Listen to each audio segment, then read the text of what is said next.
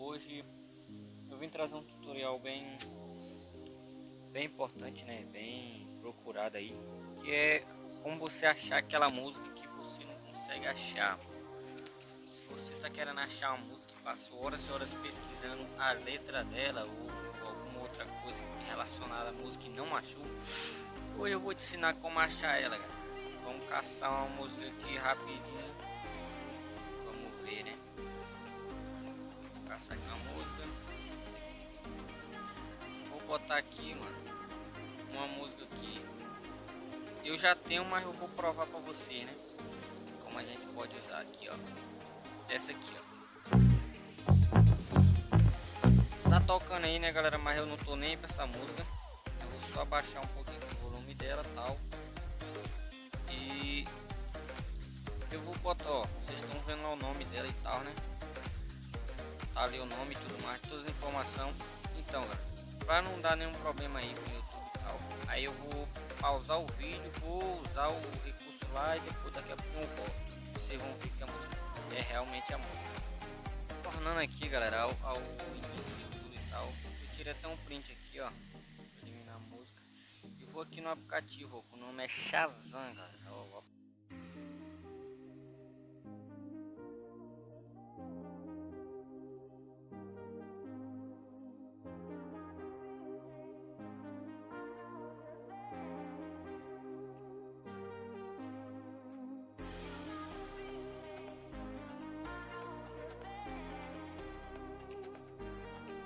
mesma coisa. E lembrando, galera, vocês têm que estar conectado na internet, né, claro. Aqui, ó. Vou entrar aqui. Ah, não, vamos pensar logo a música aqui. Tá aí, galera, vamos pesquisar. Ó, vocês viram lá que, ó, só pela thumb aí já dá de perceber, né? Que essa realmente é a música que eu botei pra tocar lá. Só que ela também tem os remixes, né? Então vai que o aplicativo acha os remixes achando que era a música que você queria, mas não é. Então, galera, o aplicativo é esse aqui, ó. Esse aplicativo aqui. Pra baixar ele é muito fácil, ó. Vai vir aqui em Play Store e vai por aqui, ó. Shazam. Aí vai aparecer já. E tá aqui o aplicativo. Se quiser lá, baixa e é só aproveitar.